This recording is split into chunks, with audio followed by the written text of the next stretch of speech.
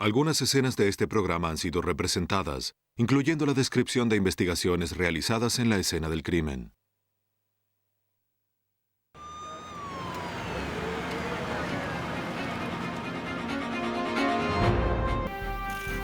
Al no haber evidencia física que la relacione con su asesino, la única esperanza de atraparlo es decodificar sus secretos más oscuros.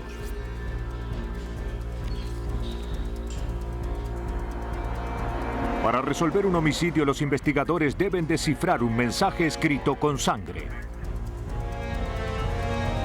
Una madre joven es la víctima de un suicidio aparente, o será un asesinato bien orquestado. Para probar el crimen, los detectives deberán armar su caso a partir de un trozo pequeño de plástico. El sendero que une a la víctima con su asesino es pocas veces claro. Hoy, con la ayuda de los forenses, los detectives pueden hallar el camino hacia la justicia a partir de los más débiles rastros del delito.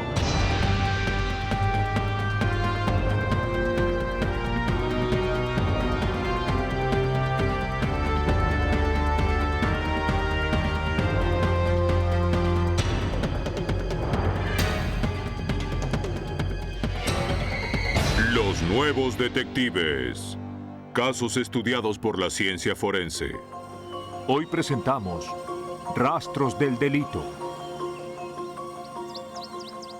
Aisladas y rocosas, las montañas de Colorado son un paraíso para los caminantes. Pero esas mismas cualidades las tornan un lugar perfecto para ocultar un cadáver.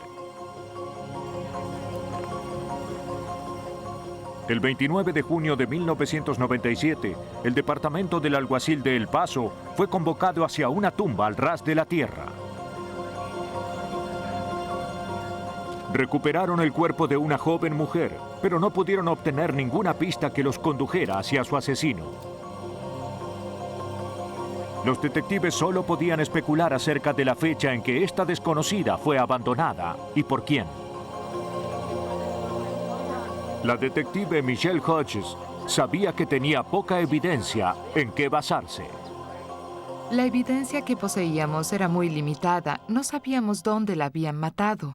Normalmente es el lugar en el que encontramos parte de la evidencia. Esto obstaculizaba la investigación. Pudieron darle a la desconocida un nombre. En la autopsia, el cuerpo fue identificado positivamente como Deidra Malachowski, una camarera de 24 años del cercano pueblo de Fontaine. Habían denunciado su desaparición hacía una semana. Bien, ven para aquí. Bien, adiós. La víctima había muerto por varios golpes en la cabeza con un objeto contundente. La evidencia biológica indicaba que la víctima había sido violada. Por ahora era la única evidencia que relacionaba a Deidra con su asesino.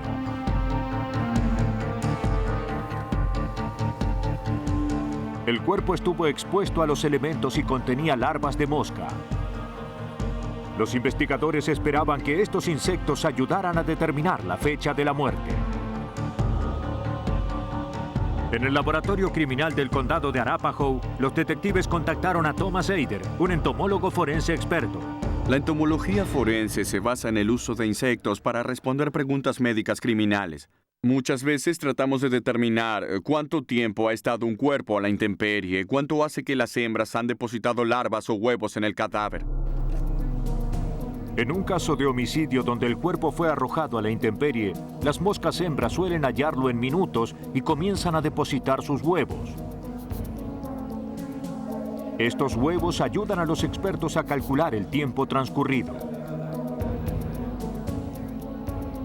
Las larvas de mosca se habían retirado del cuerpo en la escena del crimen y fueron preservadas en alcohol.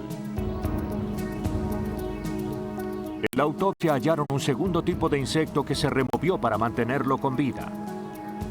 Ambos conjuntos de larvas se enviaron al laboratorio para su análisis.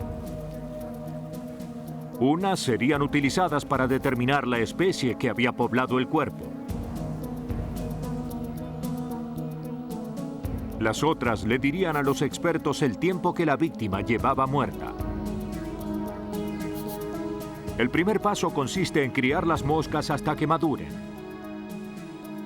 En el proceso de crianza, lo que hacemos es tomar esas especies inmaduras y colocarlas en una jarra con algún alimento, hígado de ternera o hígado de pollo. Dejamos que evolucionen hasta convertirse en adultas. Una vez que emergen, podemos identificarlas con más facilidad.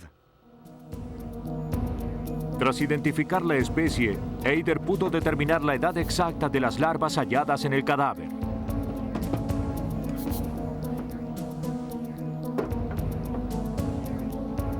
Determinó que las larvas tenían una semana de edad. Dado que Deidra Malachowski había desaparecido hacía una semana, se dedujo que la habían matado dentro de las primeras 24 horas desde su desaparición.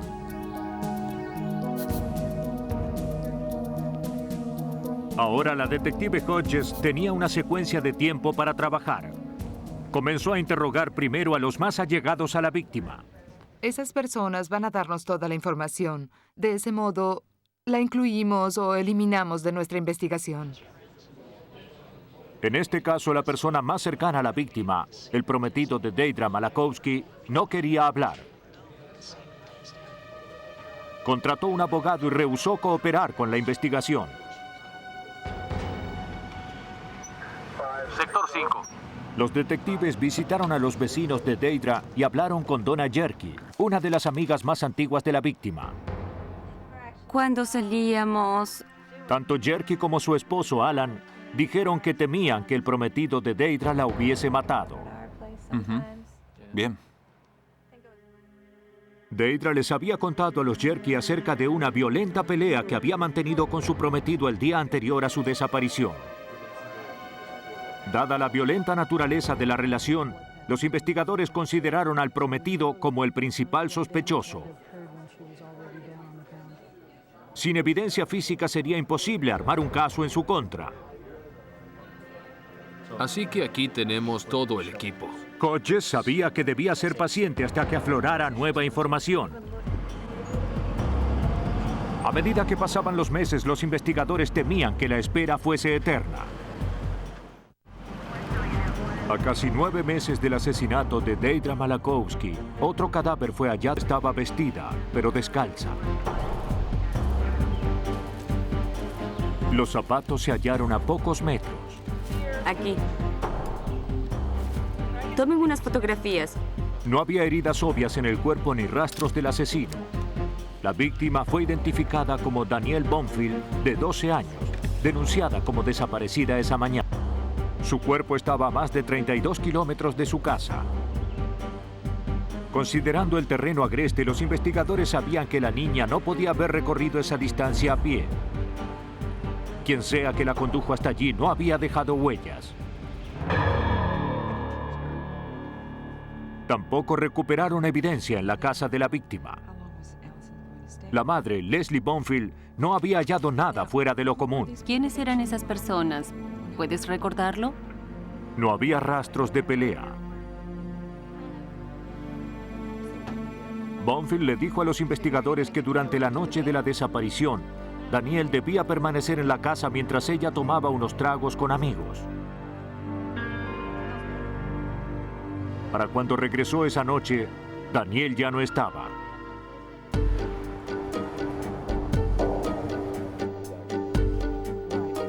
Los detectives recorrieron el área cercana a la casa de los Bonfield y rastrillaron el vecindario, pero no hallaron nada.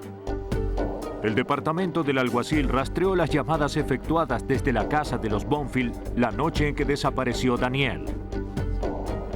A las 8:15 de la noche se realizó una llamada a un localizador propiedad de uno de los amigos con los que Leslie Bonfield estaba reunida. Era Alan Jerky.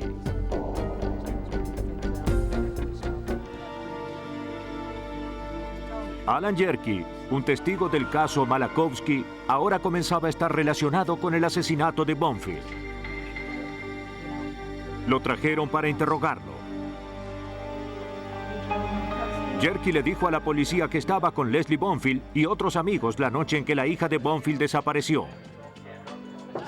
También admitió haber recibido una llamada de Danielle a las 8 de la noche.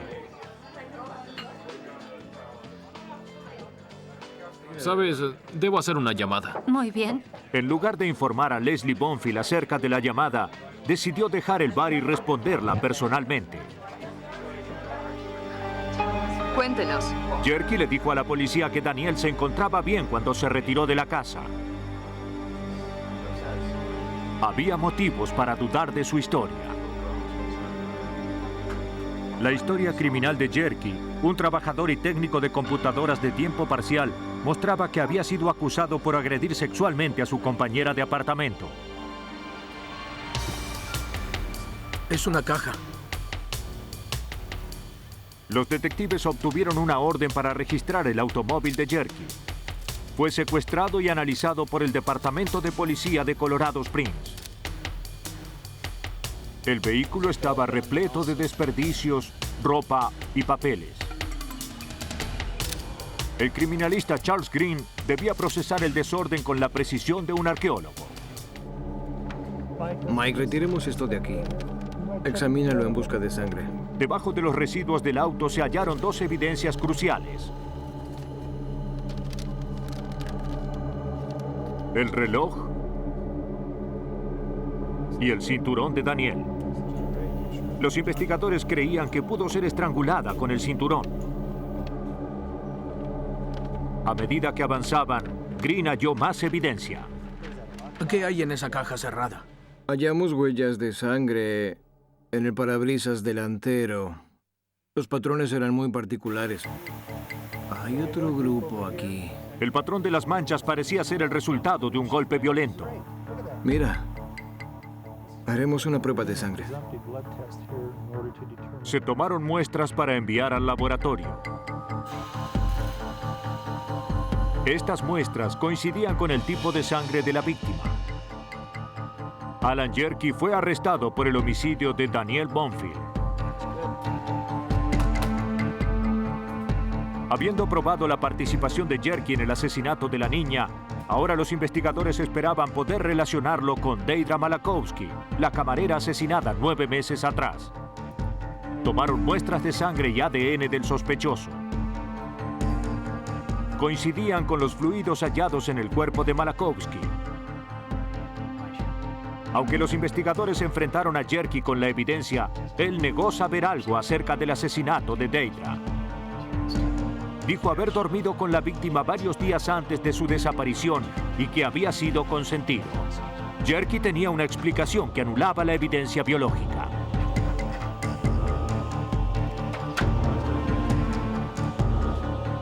Hola. Se debía profundizar la búsqueda. Así podré continuar.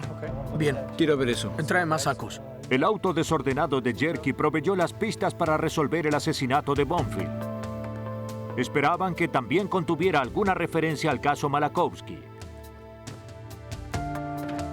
Pasaron horas revisando nuevamente el automóvil y su contenido, pero no hallaron nada que lo relacionara con Deidre Malachowski. Los asientos. Tampoco había ninguna pista obvia en el maletero. Los técnicos lo hallaron repleto de discos y programas de computación. John, logré abrir esto. ¿Quieres ver en su interior? Un maletero repleto de discos y CD-ROMs no parecía ser un gran hallazgo. Pero como los detectives modernos saben, podía ser un arcón repleto con tesoros de evidencia. Aunque los métodos tradicionales habían fracasado, este material le daba al especialista forense John San Agustin una nueva posibilidad. La computación forense es importante ya que en los casos de hoy en día, cada vez hay más medios. Ya no es tan simple como un cuchillo ensangrentado, un arma o una bala. Ahora hallamos mucha más evidencia en medios digitales. Entre el auto y la casa de Jerky se recuperaron 50 CD-ROMs y entre 400 y 500 discos.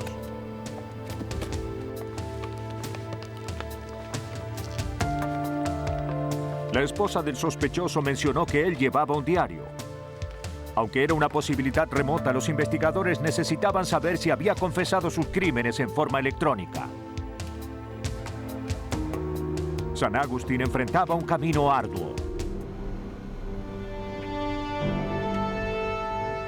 Los investigadores en Colorado creían que Alan Jerky era responsable de la muerte de la mejor amiga de su esposa. Sin evidencia física que lo relacionara con el crimen, la única esperanza era descifrar un archivo encriptado llamado Mis Pecados.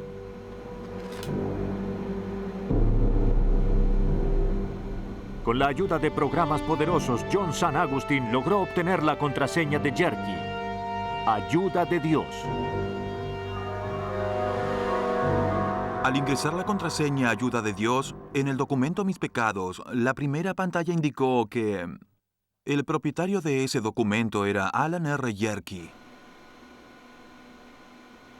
Ahora sabíamos que el señor Jerky era el autor de ese archivo. San Agustín logró finalmente descifrar el archivo. En pantalla apareció un listado de los crímenes cometidos por Alan Jerky, incluyendo los homicidios. Tal vez lo más escabroso era el listado de los crímenes que planeaba cometer en el futuro.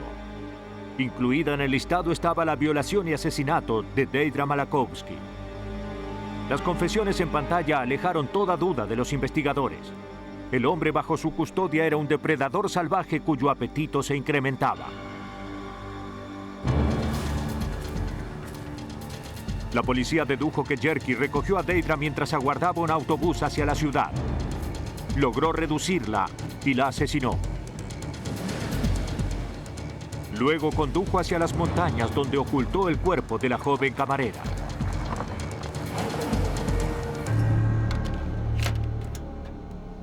Pero el asesino no pudo evitar confesar. A solas frente a su computadora, Jerky divulgaba sus secretos.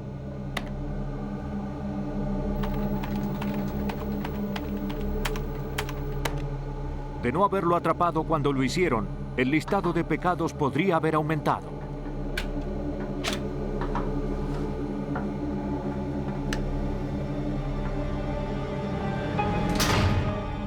Enfrentado con la evidencia, Jerky se declaró culpable de los asesinatos de Daniel Bonfield y Deidre Malachowski. Fue condenado a cadena perpetua sin posibilidad de libertad condicional. Frente a las costas de Texas, la isla de Galveston ofrece a sus residentes un clima tropical y 51 kilómetros de playas sobre las cálidas aguas del Golfo. Al igual que la naturaleza, las olas y el viento esconden una capacidad de violencia furiosa. Una mañana de junio en 1995, un hombre de los suburbios de Galveston halló dinero en su jardín. Estaba cubierto con sangre. Buscando el origen del dinero ensangrentado, notó que la puerta trasera de un edificio cercano estaba abierta. Estaban reconstruyendo el apartamento en su interior, pero nadie respondió a sus llamados. ¡Miller! ¡Hey, Miller!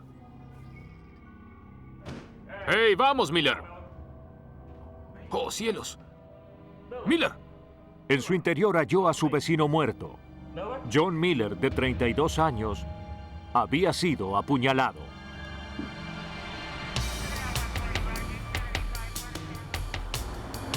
Los oficiales de la policía de Galveston concurrieron a la escena.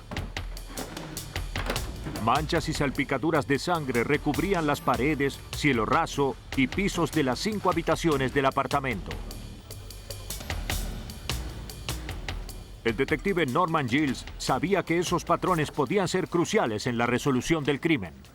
Debíamos recolectar la sangre y proteger la escena del crimen. Todos nuestros esfuerzos se enfocaron en mantener la integridad de la evidencia de sangre en el lugar. Convocaron a los expertos forenses para fotografiar y registrar cada una de las manchas. El oficial de identificación Gary Jones nunca había visto tanta evidencia de sangre en una sola escena del crimen. En cuanto ingresé, supe que este iba a ser un tipo de caso realmente extraordinario. Había todo tipo de patrón de sangre imaginable en esta escena. A primera vista, esta escena me demostraba que pasaría allí realmente mucho tiempo. Y no se trataba de un caso simple, dado lo extensas de las manchas de sangre provocadas durante la pelea. Sabíamos que era una investigación realmente difícil. Todo indicaba que la víctima había sido atacada por más de un agresor. Hallaron 3 tipos de pisadas distintas en la sangre. Unas coincidían con las botas de la víctima. Las segundas aparentaban ser huellas de calzado deportivo de hombre. Las terceras eran más pequeñas, descalzas, pertenecientes a una mujer o un niño. Una de las huellas descalzas contenía suficiente detalle como para identificar a un sospechoso si alguna vez lo hallaban. Esta huella se removió junto con el piso. Quien sea que haya estado involucrado en la pelea no resultó ileso. Gotas de sangre cercanas a las huellas indicaban que él o ella sangraban de una pierna.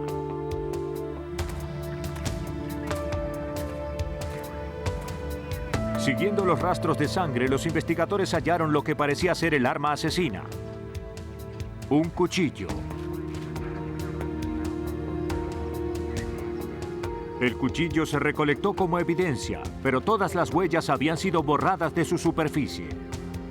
Los rastros no se detenían allí. La sangre continuaba bajando las escaleras hacia la calle y luego hacia el sur, hacia un aparcamiento cercano a la costa del mar.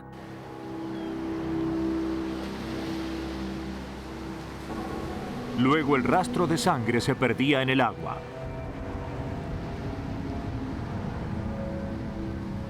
Sin huellas digitales, sin testigos y sin motivo aparente, la investigación se detuvo. Conversando con amigos de la víctima, los detectives descubrieron que Miller había sido visto la noche anterior al crimen en una cantina del vecindario.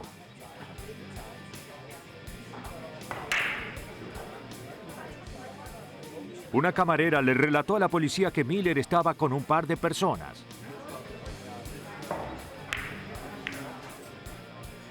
El hombre tenía unos 30 años y la mujer aproximadamente 20. Debían determinar si eran sospechosos o testigos.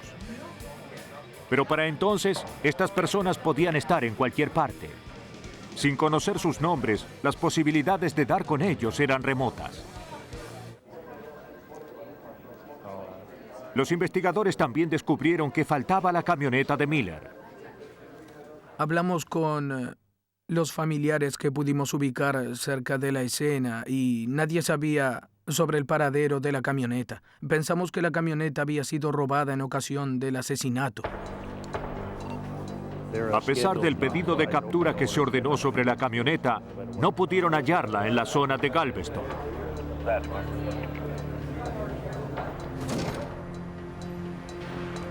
Varios días más tarde, la policía de Houston informó acerca de una camioneta abandonada. Se hicieron los arreglos para enviarla a Galveston de inmediato. Calle 25. Mientras tanto, Giles recorrió las tiendas sobre la carretera a Houston donde se halló la camioneta. Llegamos a un hotel sobre la carretera y cuando entramos hablamos con el encargado. Este recordaba una pareja de hombre y mujer que coincidían con la descripción de las personas vistas con Miller en Galveston. Dijo que la mujer parecía cojear al caminar. La policía creía que la mujer había resultado herida en el apartamento de John Miller.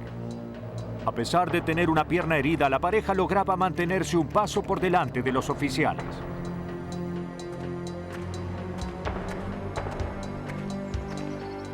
El oficial de identificación Gary Jones procesó la camioneta que acababa de ser remolcada de regreso a Galveston.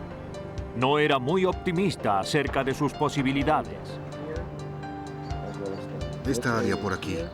Una de nuestras principales preocupaciones era la cantidad de contaminación que el vehículo sufrió durante su transporte y el tiempo que realmente el vehículo estuvo detenido allí en Houston. Jones buscó huellas dactilares en la camioneta.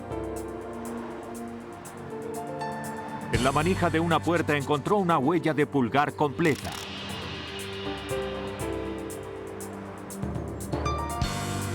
Se recuperó la huella para procesarla en un sistema computarizado de identificación.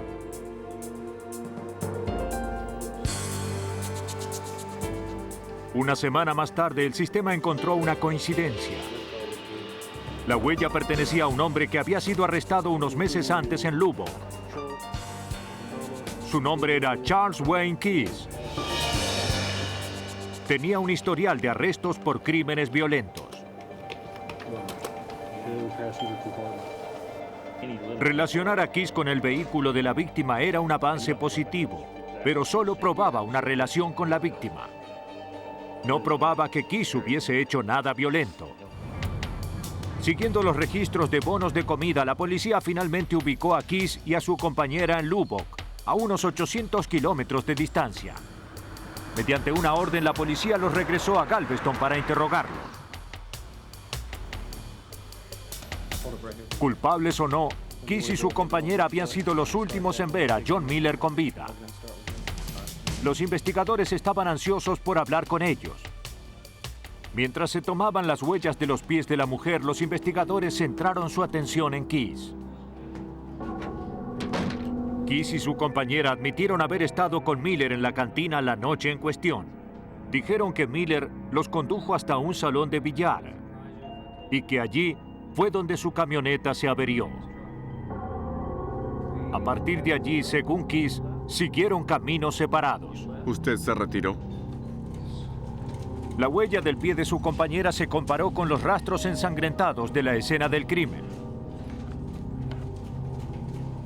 El tamaño de las huellas era similar, pero los técnicos debían ser más precisos.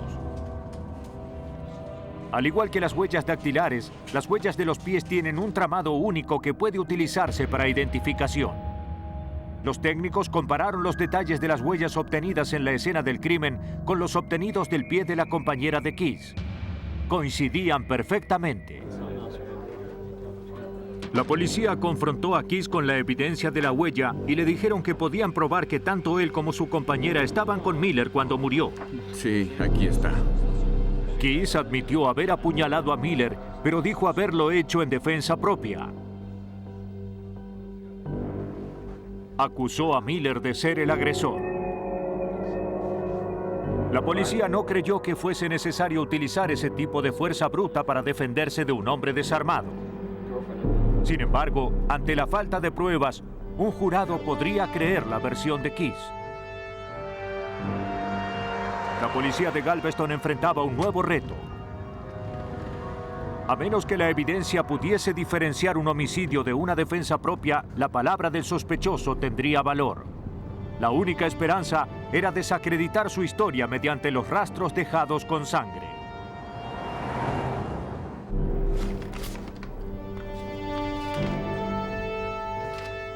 La policía de Galveston no creyó la historia de Keyes acerca de defensa propia. Pensaban que era un homicidio. Para probarlo, volvieron a la evidencia.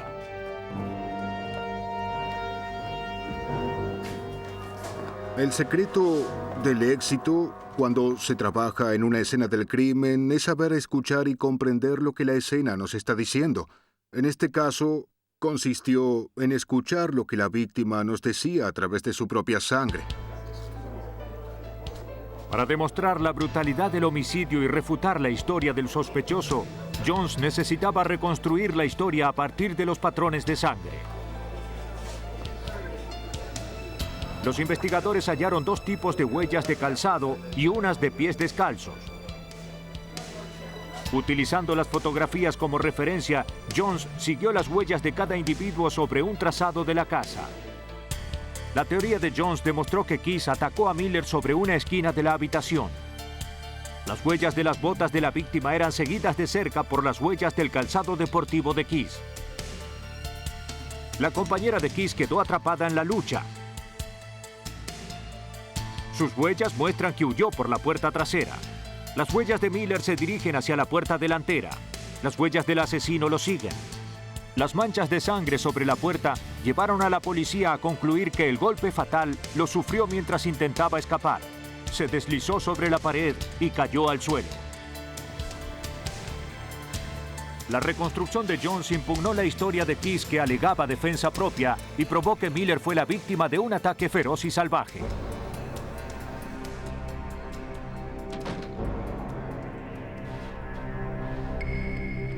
Los investigadores creen que Miller les ofreció a estos amigos un lugar donde pasar la noche. Posesivo sobre su compañera, Keys sufrió un ataque de celos. Apuñaló a Miller mientras, desarmado, intentaba huir.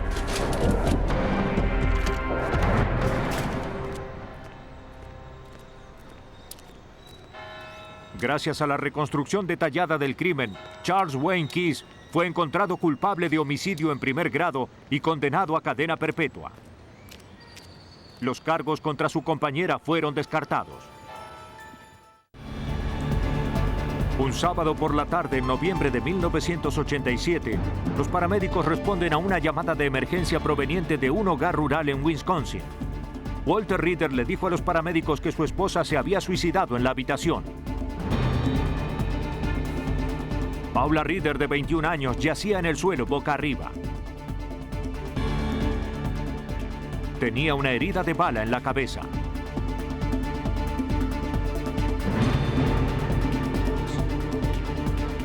Reeder le dijo a los paramédicos que había hallado su arma de caza junto al cuerpo. La regresó a su caja para evitar que los niños la alcancen.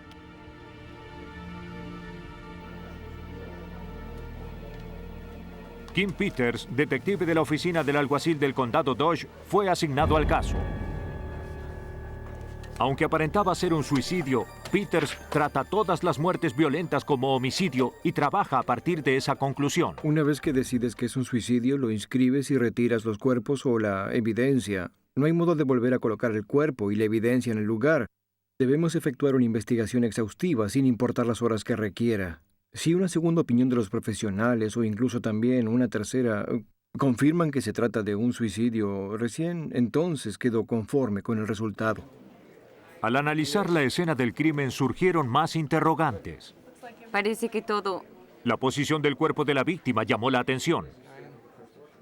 Bien, por aquí. Lo usual en este tipo de casos es caer al suelo como un saco de patatas una vez que el proyectil alcanza la cabeza. Sin embargo, Paula Reeder tenía la cabeza unos 8 centímetros debajo del pedestal de la cama. No era lógico, salvo que algo o alguien la hubiese movido. El estado del arma también era extraño. Dado que se disparan a una distancia muy corta, las armas de los suicidios suelen estar recubiertas de sangre y tejido. El arma hallada en la casa de los Reeder estaba relativamente limpia, con pequeñas cantidades de sangre en el cañón, tambor y empuñadura. Peters ordenó una prueba de residuos de metal para determinar quién jaló del gatillo. Al disparar un arma se liberan residuos microscópicos de metal que se adhieren a las manos del tirador. Se tomaron muestras de las manos de Paula y Walter Reeder para analizarlas en el laboratorio. Ambos Reeder resultaron positivos, aunque en pequeñas cantidades. Estos resultados indicaban que ambos habían tocado el arma, pero no probaban quién la había disparado.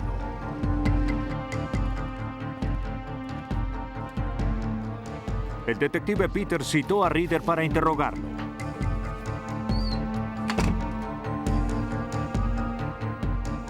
Walter Reeder dijo que se hallaba ordenando algunos leños en el sótano junto a su hija Misty cuando oyeron un fuerte ruido en la planta superior. Sigue con eso, ya regreso. Corrió hacia la habitación donde halló a Paula en el suelo. Cuando se le preguntó acerca de los motivos que tendría Paula para matarse, Reeder dijo no saber.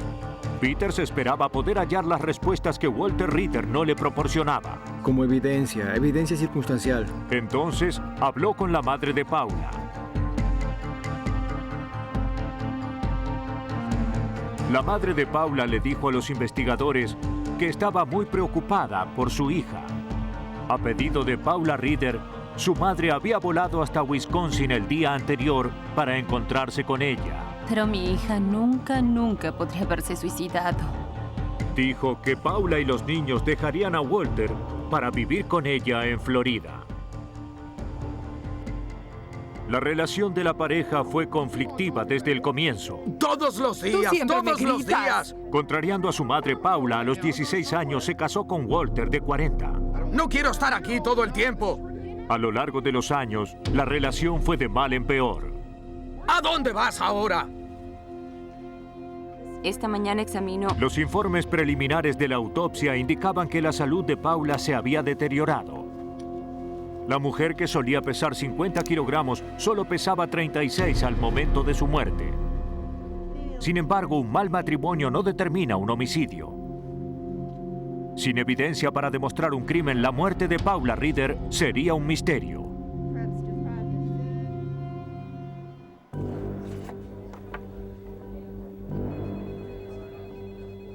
Los investigadores del caso Paula Reeder no creían que la joven madre se hubiese suicidado.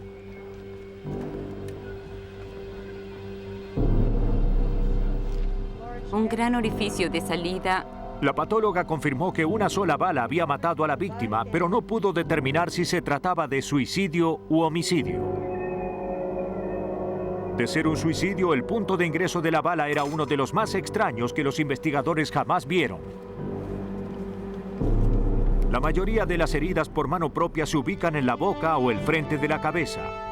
En este caso, el cañón del arma apuntó detrás de la oreja de la víctima en un ángulo hacia la parte posterior. Desafiaba la física y la lógica.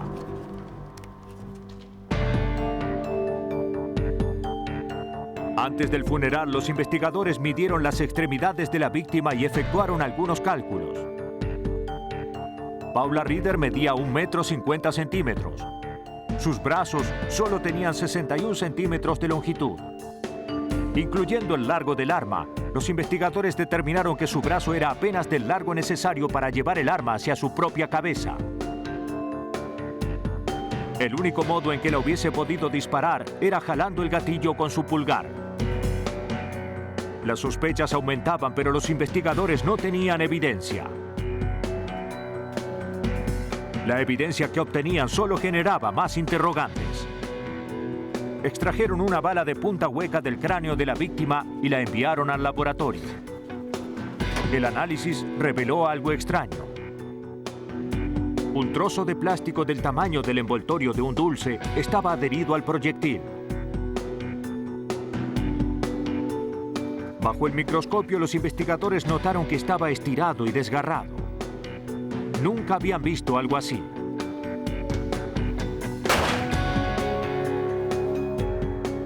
Simulando el extraño modo en que Paula Reeder debió sostener el arma, los expertos en balística dispararon a través de diversos plásticos. A diferencia de lo obtenido en la cabeza de la víctima, estos simplemente se fundían y quemaban.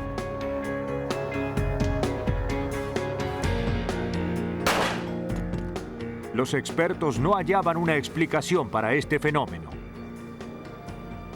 Aunque no tenía evidencia para probar el homicidio, el detective Peters se mantuvo en contacto con la familia y los amigos de la víctima. Esperaba poder obtener algún testimonio crucial.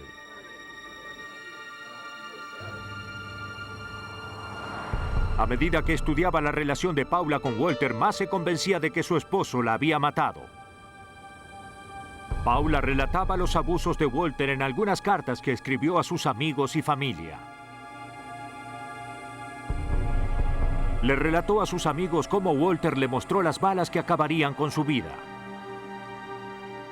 Unos días antes de su muerte escribió: "Siento que voy a ser asesinada".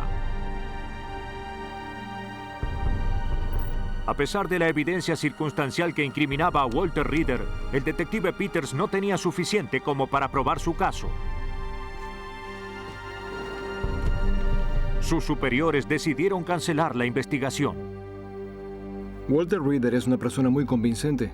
El alguacil me pidió en reiteradas ocasiones que cierre el caso, pero me negaba a hacerlo.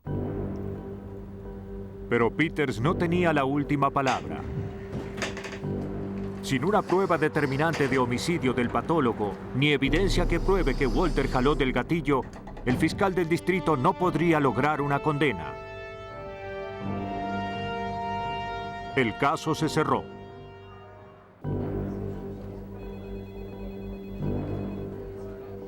En Wisconsin, a un año de la misteriosa muerte de Paula Reeder, su caso fue reabierto. El recientemente electo alguacil Stephen Fitzgerald se reunió con el detective Peters. Ken nunca estuvo satisfecho con la conclusión de suicidio y él siempre creyó que el señor Reeder estaba más involucrado en la muerte de lo que la investigación inicial indicaba. Aunque el alguacil reabrió la investigación, su departamento aún no tenía la evidencia necesaria para avanzar en el caso. Esta fue una exhaustiva investigación. Los detectives del condado de Dodge esperaban hallar las pruebas necesarias en el laboratorio criminal del estado de Wisconsin. Organizaron una reunión con el científico forense Ken Olson. Solicitamos que trajeran las fotografías de la escena del crimen, el arma, el plástico recuperado en la cabeza de la víctima y su vestimenta. Trajeron todo y de inmediato nos reunimos para revisar el caso. El equipo forense estudió las fotografías buscando pruebas de homicidio en las manchas de sangre. Bien, aquí lo tenemos. A medida que estudiaban la evidencia, su atención se centró en el misterioso trozo de plástico hallado en el proyectil. Este plástico tiene una forma abovedada como el envoltorio de burbujas. Uno de los científicos observó que la forma del plástico se asemejaba a un envoltorio de burbujas. Mira esta silla aquí. Sí, sí. En el mismo momento, un colega notó algo crucial. Sí, mira. Estaba analizando detenidamente la fotografía del armario donde guardaban el arma. Se podían apreciar cantidades de envoltorio plástico de burbujas. Creo que en ese momento todos pensamos, bueno, ¿qué pasaría si alguien recubre el arma con envoltorio de burbujas para hacer un silenciador? ¿Podría el plástico viajar con el proyectil? Si Walter Reeder había cubierto el arma antes de dispararle a su esposa, eso explicaría cómo el plástico recubrió la bala. Los investigadores analizaron esa corazonada. En el momento de la muerte, solo 4 fabricantes producían el tipo de envoltorio de burbujas hallado en el armario de Reeder. Analizaron muestras de cada tipo de envoltorio con un espectrofotómetro infrarrojo para determinar su composición química.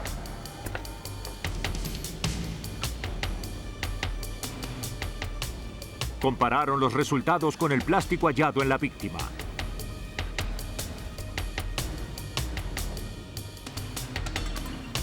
Coincidían. Este es el trozo de plástico. El color, el espesor y la composición eran idénticos.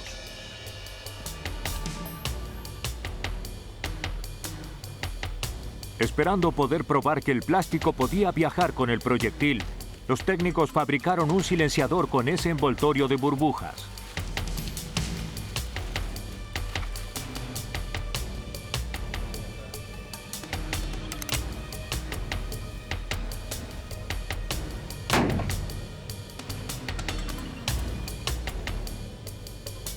Finalmente, lograron reproducir el extraño hallazgo de la autopsia. El silenciador de envoltorio de burbujas explicaba cómo el plástico se adhirió a la bala.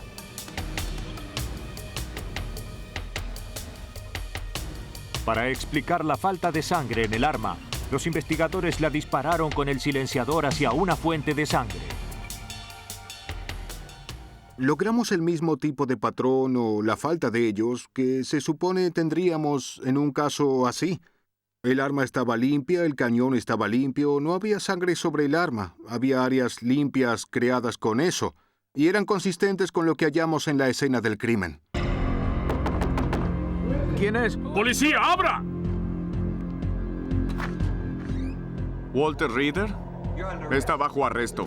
Con la evidencia forense probando el homicidio, finalmente el caso pudo ir a juicio. El 29 de octubre de 1991, a casi 2 años de la muerte de su esposa, Walter Reeder fue arrestado. ¿Sabes? Nunca haces nada al respecto. Los investigadores creen que Paula y Walter discutieron la tarde en que murió. Walter, furioso porque su esposa había decidido dejarlo, decidió terminar con el matrimonio a su modo. ¿Por qué nunca me ayudas? No te entiendo.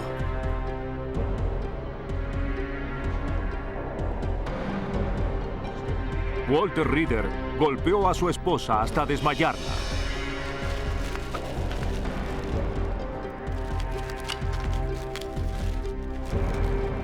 Recubrió el arma con plástico, la colocó sobre la cabeza de su esposa y disparó. Gracias al implacable trabajo de los detectives, la evidencia convenció al jurado. Pretendiendo un suicidio, Walter Reeder estuvo muy cerca de salirse con la suya. Lograr llevarlo frente a la justicia dio sentido a esos años de frustración que concluyeron con su condena. Fue hallado culpable de homicidio en primer grado y sentenciado a cadena perpetua. Los criminales inteligentes tratan de mantenerse por delante de la policía, ocultando sus huellas. Pero la ciencia ayuda a los investigadores en su cacería, logrando que la policía atrape a los asesinos siguiendo los más débiles rastros del delito.